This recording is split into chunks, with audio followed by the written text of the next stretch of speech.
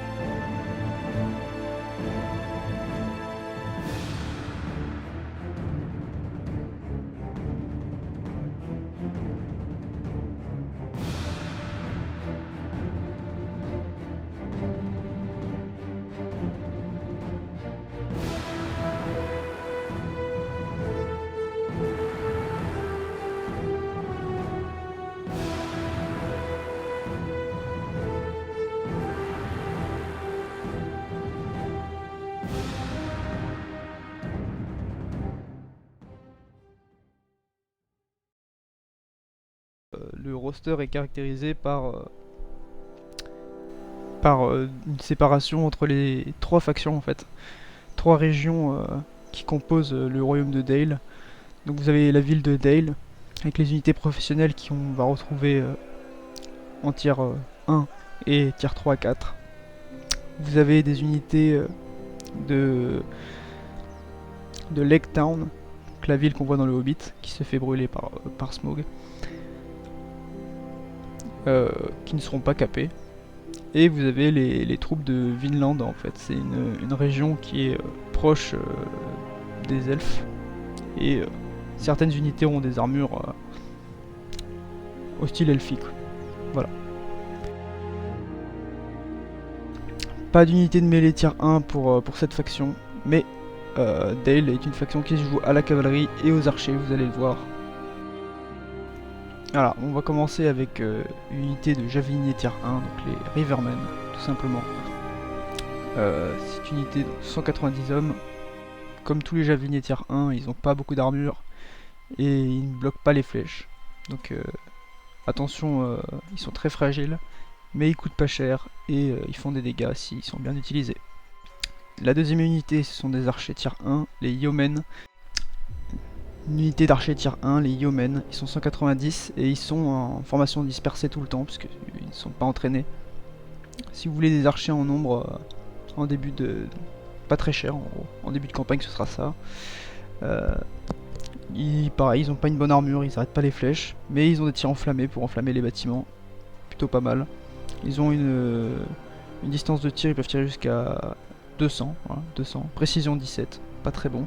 Pas un moral très, très intéressant, mais écoutez, si vous en prenez en grand nombre, 5 unités, ça fera largement le taf. Alors, les lanciers, donc des Spear Militia qui ne font pas de mur de bouclier, qui vont être là juste pour défendre, tanker un peu en début de campagne. Donc ils peuvent bloquer les flèches avec leur bouclier, mais ils n'ont pas d'armure. Et ils ne font pas de dégâts au corps à corps. Mais ils se défendent pas mal, qui survivront un peu plus longtemps que les autres au corps à corps. Donc là on a en tier 1 des cavaleries de mêlée, donc les Norsemen Scouts plutôt. 85 cavaliers, un moral de 30. 31 là parce que j'ai un petit bonus. Et ils n'ont pas de formation particulière, c'est une cavalerie vraiment basique pour éliminer les archers, mais c'est toujours efficace. Pas cher du tout. Very pour armor, pour missile block chance et une pourcharge bonus. Donc c'est vraiment pas une très bonne unité de cavalerie, mais c'est ce que vous avez de mieux pour l'instant je pense. Alors commençons avec ce tier 2 avec les Vinland Yard Patrollers, donc qui est une unité d'archers. Voilà, donc ils sont comme toutes les unités de vassal, hein, ils sont disponibles en 3 unités seulement, vous pouvez en avoir que 3. Ils sont bien meilleurs que la milice, toujours en formation dispersée, un peu moins nombreux, 170. Ils ont une bien meilleure précision, 23. Et bon, ils sont toujours une faible armure et n'arrêtent pas les flèches. Passons à l'infanterie désormais, avec les Shipmen. Les Shipmen qui est une unité du coup de Lake Town, que que vous pouvez recruter en nombre illimité. Ils ont une bonne armure, une bonne mêlée défense, ils font un mur de bouclier. Et ils arrêtent les flèches avec leur bouclier du coup. C'est une unité hybride et ils ont un javelot en plus. Donc voilà, ça peut être comme les légionnaires romains. Ils ont un javelot. C'est une unité intéressante. Hein. Vous pouvez avoir en nombre très large. Et ils feront pas mal de dégâts. C'est une alternative au tier 3. Si vous prenez plein de tier 2 en mêlée, ça peut être utile. Les lanciers. Donc la variante, c'est la milice de lanciers mais upgradée en fait. Watch Post Sentries. Donc les sentinelles, voilà. Une excellente défense de mêlée. Une attaque de mêlée correcte. Et une bonne chance d'arrêter des projectiles. Ils font le mur de bouclier et ils font aussi la formation en carré. Donc cette unité est très rentable pour faire une ligne de lancier. Vous pouvez la voir. C'est une occasion correcte. Vous pouvez avoir une ligne de lancier à faible coût et vous pouvez en avoir autant que vous voulez. Une autre unité du comté de Vinland, les Vinland Watchmen, qui sont une unité de piquier. Donc voilà, vous pouvez en avoir en 3 exemplaires. Ils font du coup le mur de la phalange. Hein. Ils ont une attaque de mêlée correcte, ils ont un moral qui est pas très bon, hein, c'est du tier 2. Une armure très légère, et ils ne résistent pas du tout aux flèches. Donc c'est dommage, mais cette unité peut très rapidement se faire écraser par les tirs ennemis. Une unité donc que vous pouvez avoir en 3 exemplaires et qu'il faut protéger coûte que coûte. L'intégrer dans une ligne d'infanterie qui fait le mur de bouclier, ça peut être très utile. La cavalerie désormais. Une autre cavalerie de mêlée. Donc tier 2, les Merchant Escort. Donc c'est les troupes de Lectown, hein, ce qu'on a vu. Vous pouvez en avoir autant que vous voulez. Ils sont 80 dans l'unité. Ils arrêtent pas mal les flèches parce qu'ils ont un bon bouclier. Ils se défendent pas mal en mêlée, c'est une cavalerie de mêlée, donc c'est normal. Et ils ont une bonne armure. Donc en cavalerie de mêlée, c'est la meilleure cavalerie de mêlée que vous pouvez avoir avec Dale. Et elle est assez rentable.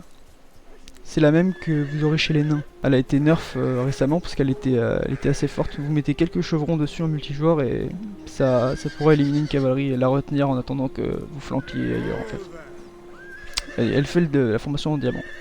En pointe plutôt, la formation en pointe. Donc bonne cavalerie. On passe au tier 3 désormais, les troupes professionnelles de Dale que vous voyez dans le Hobbit au début. C'est les troupes conventionnelles on va dire. On commence avec les Marksmen of Dale, unité d'archers, encore une unité d'archers. Il y en aura partout des unités d'archers dans ce roster. Alors ils ont une very poor missile block chance, donc ils n'arrêtent pas bien les flèches. Pour le duel d'archers c'est pas les meilleurs. Et ils sont assez précis, avec 33 en précision. Et ils ont une bonne armure, donc même s'ils arrêtent mal les flèches parce qu'ils n'ont pas de bouclier, ils peuvent quand même tanker un peu. Ils peuvent quand même tanker un peu et au corps à corps, ils se démerdent. Ils ont une bonne armure, ce qui leur permet de rester un peu plus longtemps au corps à corps une fois qu'ils ont utilisé toutes leurs munitions. Donc ça c'est l'unité d'archer tier 3 lambda que vous pouvez retrouver à peu près toutes les factions. Mais bon, elle est correcte. Passons aux épéistes maintenant, l'unité de mêlée avec les Dalian Swordsmen, c'est la même version mais avec des épées et des boucliers. Qui ont toujours une bonne armure mais encore meilleure que les archers. Excellente armure. Good melee defense et average melee seal block chance. Donc ils ont un petit bouclier qui leur permet d'arrêter les flèches. Mais les lanciers arrêteront les flèches. Ils font un mur de bouclier également. Ils sont 140. Ils ont un bon moral et ça va être votre unité principale en mêlée dans les combats en général en tier 3. La variante des lanciers avec les Dalian Spearguard, qui eux pour le coup tiendront votre frontline coûte que coûte. Hein. Vous les mettez en mur de bouclier et ça arrête tout. C'est votre meilleure unité de lancier. Excellente armure, excellente mêlée défense et good missile block chance. Ils arrêtent tous les tirs, sauf dans le dos bien sûr et sur les flancs. Mais si vous voulez bloquer une rue dans une ville ou même bloquer la front line, c'est avec cette unité. Ensuite, les Lake Town Guards, qui est une unité de Lake Town, que vous pouvez avoir en 3 exemplaires. Celle-là, elle est spécifique à Lake Town, vous pouvez uniquement en avoir 3 exemplaires et les recruter uniquement dans cette ville pendant la campagne. Cette unité de halbardier, donc même si ils ont des toutes petites lames au bout de leurs armes, c'est une unité d'halbardier, et ça change pas la distance de l'arme en question en fait. C'est juste que le modèle est plus petit, mais l'arme est aussi grande que les autres halbardes. Ils sont 140, et ça va être votre meilleure unité de piqué halbardier en fait. Une meilleure unité de halbardier, vous en avez qu'une, mais c'est la meilleure. Ils sont meilleurs que les Vinland Guards parce qu'ils ont une meilleure armure et surtout ils ont un meilleur moral en fait. Même si leur armure est pas conséquente, hein, ils ont une armure, on dit pour armor là. Very pour missile block chance, et oui, ils n'ont pas de bouclier. Donc pareil, à mettre dans votre ligne et qui feront un ravage contre la cavalerie ou contre l'infanterie. Une unité phare du roster de Dale, c'est le Dale Cavalry Regiment, la variante de cavalerie de mêlée, hein, c'est une Heavy Shock Cavalry. Donc ils utiliseront des épées au corps à corps et des lances pour la charge. Ils ont une très bonne charge, excellente armure, good charge bonus et good mêlée attaque.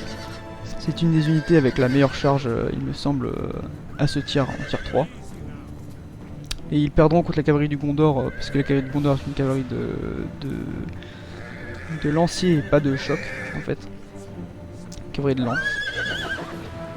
Et non, c'est une bonne cavalerie, il faut en prendre à coup sûr au moins 3 dans son roster en multijoueur. Ils font la formation en pointe également. Et ils ont un moral correct. On passe au tier 4 désormais, l'élite de l'élite. Des unités que vous pouvez avoir uniquement en 3 exemplaires, c'est pareil pour toutes les factions. Et on va commencer par une unité d'archers, hein. Dale c'est les archers et la cavalerie, mais surtout les archers. Les Bardings, qui sont, comme vous pouvez le voir, Bard, le roi de Dale, Bardings. Cette unité est inspirée de ce personnage. Des unités d'archers très très lourds, hein. Good accuracy, ils sont très précis, 38 précision. Ils sont bons en mêlée et ils ont une bonne armure. Une armure, ouais. Ils peuvent résister aux flèches, donc pour le duel d'archer, c'est votre meilleure unité. Duel d'archer, ils sont que 120, mais ils ont tir rapide. Tir rapide qui leur permet de tirer beaucoup plus vite que l'adversaire. Mais attention, ça peut également vous faire gaspiller vos munitions sur des unités qui ont des bonnes armures, donc faites attention quand vous l'utilisez. Que dire, oui c'est une bonne unité qui... ils ont tellement une bonne armure en fait que au corps à corps après ils sont très utiles. C'est une unité de mêlée archer en fait on va dire. Archer très très lourd, very heavy bow infantry comme vous pouvez le voir. Une des meilleures du jeu. Il y a plusieurs unités comme ça dans le jeu pour l'instant. Il y a les Lasgalen, Lord of Lasgalen, donc les archers de Thranduil, les archers d'élite. Qui sont pareil, une unité très très lourde. Et sinon j'en vois pas d'autres, hein. C'est les deux unités qui peuvent après engager au corps à corps et s'en sortir très bien. Donc attention, si vous chargez une de ces unités au corps à corps, avec de la cavalerie, elle peut vous battre. Les gardes de Vinland, donc avec une armure de type un peu elfique, des armures excellentes, une défense de mêlée excellente, et il y a un bouclier excellent qui permet de bloquer les flèches. Ils sont 120, ils ont un moral excellent, c'est du tier 4. Ils n'inspirent pas mais ils font un mur de bouclier. Et sur les flancs, c'est une unité qui va vous servir pour en avoir 3. Hein. C'est une unité, c'est votre meilleure unité de mêlée en fait. Ça va pas être votre frontline, mais ça peut être un détachement d'élite par exemple sur un flanc pour écraser et gagner la supériorité d'un côté. Et ils sont meilleurs en attaque, non ils sont meilleurs en défense qu'en attaque à ce que je vois, mais excellente mêlée défense. Donc ça peut être utile, ça je savais pas, mais ça peut être utile pour remplacer un lancier par exemple, faire un mur de bouclier, vous sécuriser la zone en attendant que la cavalerie fasse le tour. Et après ils sont très efficaces en mêlée pour éliminer l'adversaire une fois que la cavalerie est engagée. Une unité spéciale, hein, c'est une unité de commandement, Very Heavy Command, le Rovagnon Régent. Donc le Rovagnon c'est pareil, c'est une région qui est proche des elfes. Voilà pourquoi ils ont des armures si distinctes. ils font la formation en flèche. Et ils ont une charge incroyable. Hein. C'est une des meilleures unités de lancier de charge du jeu. Vous pouvez les comparer facilement aux cavaliers du signe argenté, aux chevaliers du signe argenté de Imraïl pour le Gondor. Chevalier de Dolamroth. C'est vraiment la meilleure cavalerie de Dale, mais vous pouvez en avoir qu'une seule. Et voilà, ça c'est souvent les joueurs le prennent en tant que général. Une très bonne attaque de mêlée, très bonne armure. Il gagnera le combat de cavalerie en 1 contre 1 contre une autre cavalerie à coup sûr. Après, le problème c'est que vous n'en avez qu'un. Alors que le Gondor peut avoir 3 cavaleries du signe. Voilà. Donc c'est une unité qu'il faut prendre dans un roster en multijoueur. Mais il faut la supporter avec d'autres cavaleries. Et finalement la dernière unité, une unité spéciale, donc ça va être les Rangers du Rhovanion. Donc la même région que les régions du Rhovanion juste avant. Donc les Rangers c'est toujours une unité qui a une armure très faible et qui n'arrête pas les flèches. Donc c'est pas une unité qu'il faut utiliser pour un duel d'archers. Il faut les cacher ils se cachent à peu près partout, dans les hautes herbes, dans la forêt. Ils ont surtout une très bonne précision, 38. Donc autant que les tiers 4, que les archers de mêlée là. Ils tirent également rapidement, ils ont le tir rapide et ils ont l'avancée rapide. Donc ils peuvent courir très vite pour se sauver une fois que l'infanterie les poursuit. Et ils peuvent se redonner du stamina.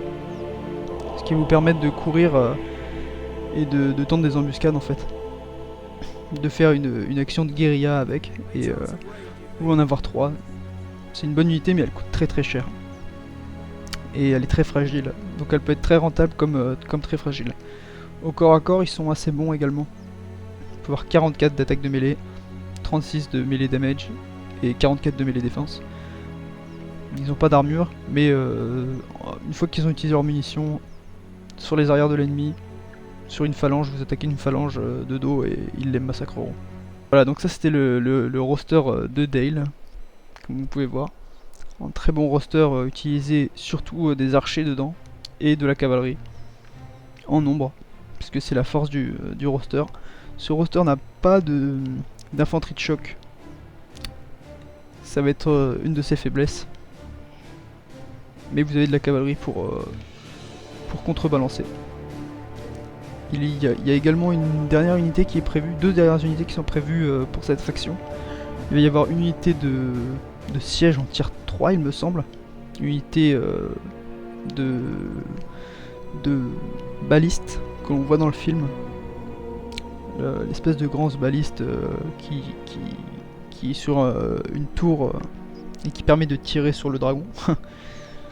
Donc ça va être voilà, une baliste. Et on va avoir une unité de tier 3, encore une unité d'archer, mais une archer mêlée. Une unité d'elfe, une unité d'avarie.